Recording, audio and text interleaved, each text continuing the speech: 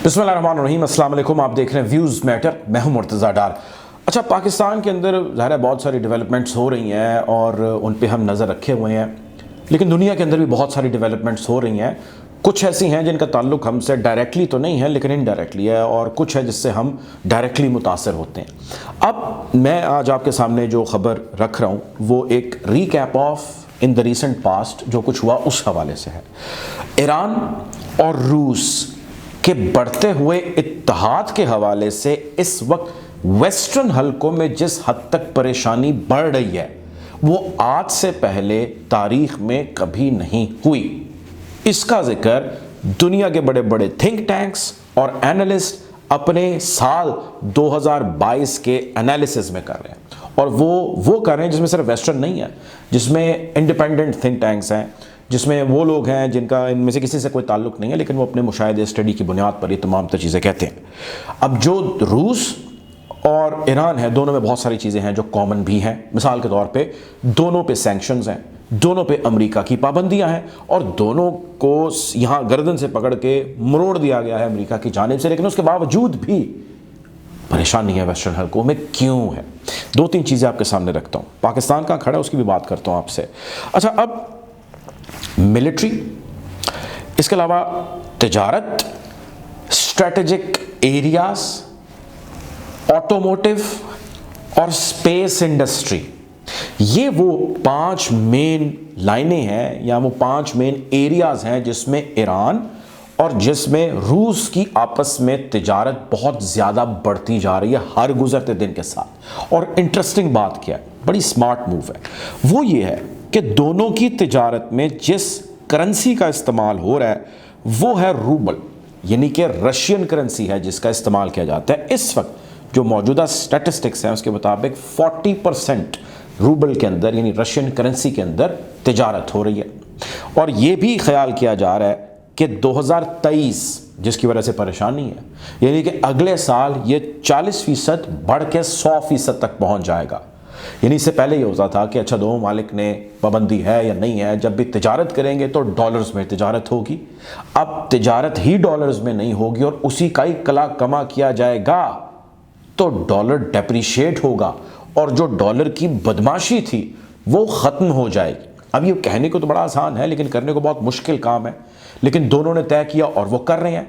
तो खित्ते के अंदर यानी दोनों रीजन्स के अंदर ज़ाहिर है जब वो आपस में ट्रेड कर रहे हैं, 5 मुख्तलिफ लाइन्स या जॉनरा जिसमें काम कर रहे हैं, तो उससे जुड़े या उससे मिलते बहुत सारे सेक्टर्स हैं जो उससे जुड़े हैं, यानी ट्रिकल डाउन इफेक्ट होता है, निचली सतह तक जो है वो काम का असर पड़ता है। तो जब वहाँ पर डॉलर में ट्रेड ही नहीं हो रही, वो उनकी मकामी करेंसी के अंदर हो रही है, तो डॉलर कहाँ पर जाएगा भाई, और डॉलर को कौन पूछेगा भाई। ये वो काम है जो ये लोग कर रहे हैं। अब सिर्फ एक मिसाल आप देख लीजिए, Russia launched remote sensing satellite Khayyam in orbit on behalf of Iran. Iran के बिहाफ पे इस रिमोट सेंसिंग सैटेलाइट क़याम को जब लॉन्च किया गया तो दुनिया में बड़ा शोर डला, और इसी साल हुआ 2022 में कि जी ये ईरान और रूस जो है ये मिल के इस किस्म के मिलिट्री मुआहदे और इत्तेहाद करें जो दुनिया के लिए ख़तरा हो सकते हैं वगैरह वगैरह। ऐसी बहुत सारी उस वक्त जो चंद महीने पहले तक की तावीलें जो है वो गढ़ी गई। अब इस सब असना के अंदर जो बड़ी गौरतलब चीज़ है वो गौरतलब चीज़ ये है कि ये लोग मिल के काम कर रहे हैं और रूल आउट कर रहे हैं यहाँ से वेस्टर्न इंटरेस्ट को। अब 2023 वो साल है जिस पे नज़रें वेस्टर्न की हैं और वो अलार्म्स जो है वो रिंग कर रहे हैं कि 2023 का जो साल है वो बड़ा ख़तरनाक होता जा रहा है। वो क्यों? इस इत्तेहाद के हवाले से तो हो रहा है, वो एक और हवाले से भी हो रहा है, और वो एक ऑलरेडी जो डील हो चुकी है उसके हवाले से है, और वो है ईरान और चाइना की, जो कि $400 बिलियन पे है। 400 अरब का मुआहदा, 400 अरब की डील चीन और ईरान के दरमियान ऑलरेडी है। अभी उससे जान नहीं छूटी, अभी उसका तदारुक मुकम्मल तौर पे नहीं हो सका, अभी चीन का मुकम्मल खलाकमा वेस्ट नहीं कर सका, ईरान का नहीं कर सका, तो रूस एक बड़ी इत्तेहाद के तौर पे ईरान के साथ, जो कि उसमें अपने दोनों के ज़ाहिर इंटरेस्ट हैं, वो उभर रहा है। अब इस तरह है जो धड़ेबंदियाँ बनती हैं, अपने आप को तगड़ा करती हैं। पिछली जो गवर्नमेंट थी यानी इमरान खान की गवर्नमेंट थी, उसमें पाकिस्तान को बहुत ज़्यादा वेलकम किया गया, और आपको याद होगा इसके ऊपर मैंने बहुत ज़्यादा रिपोर्ट किया, और आप जिनको नहीं अंदाज़ा पुरानी हमारी वीडियोस देखें जाके कि किस तरह पाकिस्तान को वेलकम किया गया और उसके बाद किस तरह इंटरनेशनल नेटवर्क ने जो है वो शोर डाला پینیٹریٹ کیا اور پاکستان کو کھینچ کے باہر لے گئے. اس کی میں ایک مثال آپ کو بتانے لگا ہوں, اور وہ مثال ہے, اب سے مجھے ایگزیکٹ تو نہیں یاد, لیکن تقریباً 10 یا 9 دن پہلے ہمارے پیٹرولیم کے اسٹیٹ منسٹر ہیں مصدق ملک صاحب, وہ گئے ایک وفد لے کے روس. وہ کچھ 3-4 دن رہے, واپس آئے. تو میں نے ان کے آنے سے پہلے ایک ویلاگ کیا اور میں نے کہا کہ جی یہ ناکام لوٹے ہیں وہاں سے. مجھے لوگوں نے کرٹیسائز کیا کہ جی آپ تو غلط خبریں پھیلاتے رہتے ہیں, آپ کو پتہ ہی نہیں ہے, آپ نیگیٹیوٹی پھیلاتے ہیں. تو میں نے کہا یار آپ پازیٹیو خبر بتا دیں. ہوا یہ کہ اگلے ہی صبح مصدق ملک صاحب نے ایک پریس کانفرنس کی اور انہوں نے کہا کہ جی روس نے پاکستان کو حامی بھر لیا ہے, ہمارے ان کے ساتھ ڈیل ڈن ہو گئی ہے, قوم کو مبارکباد ہو. یہ جملہ ان کا کوٹ ان کوٹ ایسا ہی ہے. آپ چاہیں تو جا کے گوگل پہ لکھیں گے Musadiq Malik press talk on Russia Pakistan oil deal, تو آپ کو مل جائے گی ان کی اسٹیٹمنٹ. یہ اچھا, جب میں نے اس کو مزید اسٹڈی کیا تو مجھے حیرانگی ہوئی, پھر مجھے دکھ ہوا کہ یار ایک اسٹیٹ منسٹر ہے, ملک کو ریپرزینٹ کر رہا ہے, وہ کس طرح جھوٹ بول رہا ہے. لوگوں کی آنکھوں میں ایسا دھول جھونکا جا رہا ہے کہ جس کی مثال میں نے ماضی میں نہیں دیکھی.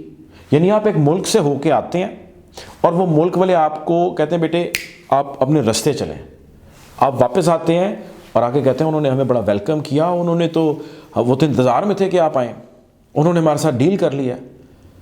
رشیا کے جو کنسرن منسٹری کے آفیشلز ہیں, میں نے ان سے رابطہ کیا, انہوں نے کوئی ایسی چیز کی حامی نہیں بھری. انہوں نے کہا جی ایسی بات ہی نہیں ہے. رشیا کے میں نے ٹی وی میڈیا کو ایکسپلور کیا, کوئی ایک خبر, کوئی ایک فوٹیج, کوئی ایک تصویر بھی نہیں آئی. جب میں نے خبر کو مزید کھریدا, ان کے صدر کے جو آفس ہے اس سے پوچھا, تو انہوں نے جواب دیا کہ ہم نے بڑے شوگر کوٹڈ الفاظ کے اندر انہوں نے کہا کہ جی ہم نے اس ڈیلیگیشن کو 3 کنسرن ظاہر کیے ہیں. ایک ہم نے ظاہر یہ کیا ہے کہ ہم ڈسکاؤنٹڈ پرائس کے اوپر تیل کیوں دیں جب ہمارا تیل اپنے جو ڈیسائیڈڈ پرائس ہے یا جو ہم نے طے کی ہوئی اس پہ بک رہا ہے. دوسرا انہوں نے کہا کہ ہم کمزور اکانومی کے ساتھ کیسے ڈیل کر لیں, ہمارے تو پرنسپلس یا ہمارے اصولوں میں ہی نہیں ہیں. تیسرا ہم نے کہا کہ جو آپ نے معاہدے ہمارے ساتھ پائپ لائن کے کیے تھے وہ تو آپ نے پورے نہیں کیے, تو ہم اگلا معاہدہ آپ کے ساتھ کیسے کر لیں. اب میں نے اس پہ پھر ویلاگ کیا, لوگوں نے کہا نہیں یہ آپ نے غلط کیا.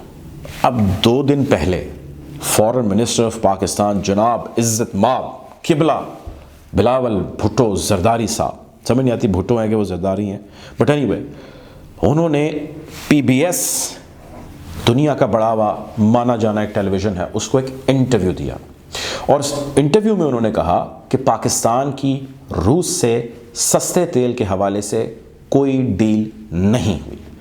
اور جو لائن لکھی گئی اس سے عبارت نکالی گئی, لوکل اخبارات نے جو لکھی وہ یہ لکھی کہ foreign minister Bilawal has refuted Pakistan Russia oil agreement. اتنا بڑا جھوٹ اگر اب فارن منسٹر بھی بول رہا ہے تو میرے ان دوستوں سے پھر میں معذرت اور افسوس ہی کر سکتا ہوں کہ کس طرح دھول جھونکی جاتی ہے اور کس طرح لوگوں کو پاگل بنایا جاتا ہے. پاکستان کہاں پہ کھڑا ہے بالکل آپ کے سامنے ہے وہ پوزیشن. پاکستان کی موجودہ حکومت کو دیگر ممالک کتنی اہمیت دے رہے ہیں اور کتنی لفٹ کرا رہے ہیں اور کتنے معاہدے کر رہے ہیں وہ بھی ہم سب کے سامنے ہیں. بہرحال پاکستان کو یقینی طور پہ ایسے اقدامات کرنے ہوں گے جس سے وہ لوکل اور انٹرنیشنل ڈائسپورا میں چلیں, زیادہ نہیں تو کچھ حد تک اپنی پوزیشن کو ری انسٹیٹ کر لیں. ہم کوشش کریں گے کہ اس ساری بدلی صورتحال کے حوالے سے آپ کو یوں ہی آگاہ رکھیں. اپنا خیال رکھیے. اللہ حافظ.